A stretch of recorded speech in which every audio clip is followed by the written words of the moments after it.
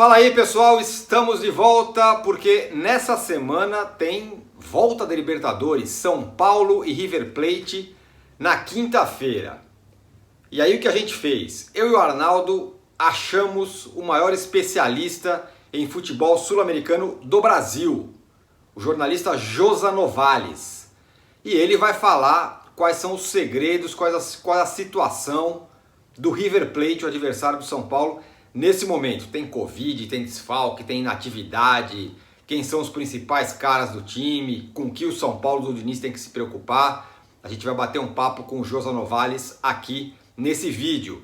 Eu peço para que você assine o canal, aperte o sininho, aperte aí as notificações, nos dê likes, porque a gente está sempre postando coisas interessantes aí para vocês. Eu vou começar esse papo aqui, eu até anotei aqui no meu caderninho as perguntas para o Josa.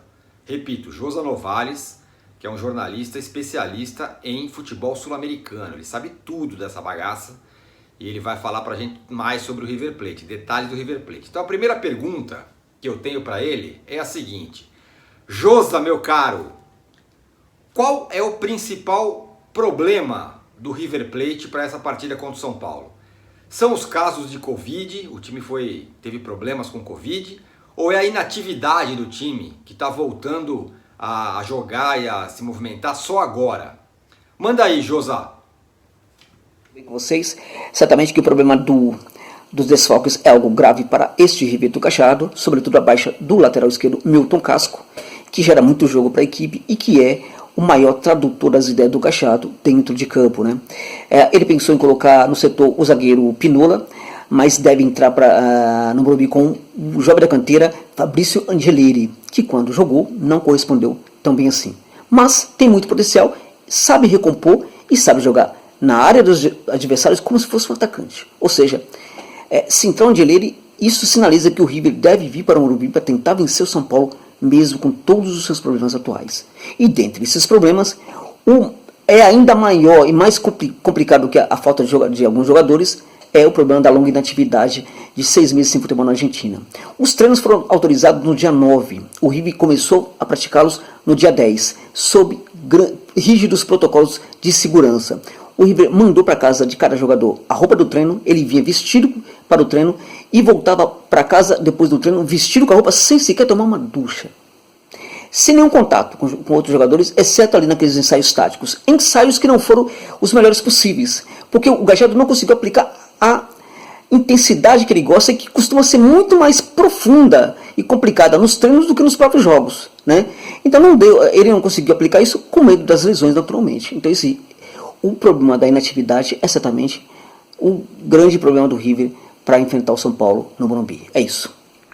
Bom, Tirone e pessoal, o Josa sabe tudo de futebol argentino, maior especialista de futebol argentino no Brasil, dissecou o principal problema do River, a inatividade. É um time, é como se o São Paulo estivesse jogando com o Bragantino, aquele primeiro jogo pós-parada da pandemia. E de fato parece ser essa a principal vantagem do São Paulo e principal desvantagem do time argentino. Agora eu faço uma outra pergunta para o Josa, Tirone. Diante dessa situação e do desfalque do Casco, jogador importante que tem Covid positivo, eu sei também que não virão para São Paulo o Lucas Prato, tão conhecido da torcida São Paulina, está machucado. O Escoco, outro atacante famoso, veterano, muito bom, goleador, mas também está fora. É um River rejuvenescido. Eu também sei que o Pinola, aquele jogador que vacilou na final da Libertadores contra o Gabigol lá no ano passado, Barbichinha Careca, também fica no banco, não vai jogar.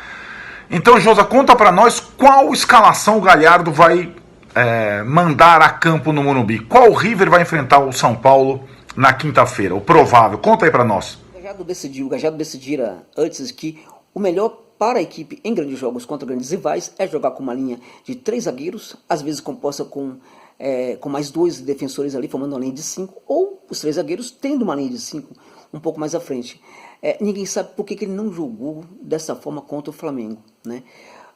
Mas ele vai optar, em função dos problemas atuais da equipe, por uma linha de 4, com Armani no gol, o Montiel, Martins Quarta, o Paraguai Rojas e o Fabrício Angelieri, ou talvez o Pinola, né? Um pouco à frente dessa linha, o Enzo Pérez, À frente dele, uma linha composta por Javier Álvares, Julián Álvares, né? O Nacho Fernandes e o uruguaio De La Cruz. Um pouco à frente, o colombiano Borré e o Matias Soares. Uma equipe muito dinâmica, que tem no Fabrício Angileri o que pode ser um ponto positivo ou negativo para o River, cabe ao São Paulo entender isso. E o Julián Álvares, que é um garoto da canteira, muito bom jogador. O volante de box to box, vai lá na frente, volta, tal, chega perto da área, arremata muito bem, é jogador para o São Paulo ficar muito atento, que pode dar problema para o tricolor. Muito bem, Josá. Então eu tenho uma outra questão para você. A última. Não vamos ficar abusando de você também. José, é o seguinte.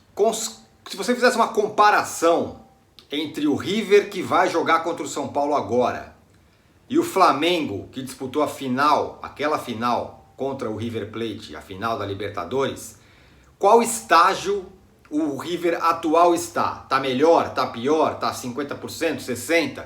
Qual é o momento do River agora em comparação com aquele River que foi derrotado pelo Flamengo na final da Libertadores do ano passado?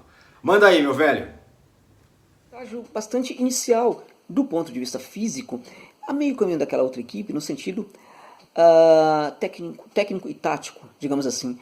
Porque os jogadores também não esquecem aquilo que durante muito tempo foi passado a eles. Não fosse isso, e também estaria, desse ponto de vista técnico e tático, no estágio inicial, né? Aquela equipe, lembremos, vencia o Flamengo até os últimos minutos da partida, né? E, entre outras coisas, vencia por causa do foco, que se perdeu ali no final, né? Sobretudo depois do gol de empate, e sobretudo por causa da intensidade. Ora, a intensidade foi justamente o que o Gajardo não conseguiu aplicar nos treinamentos, né?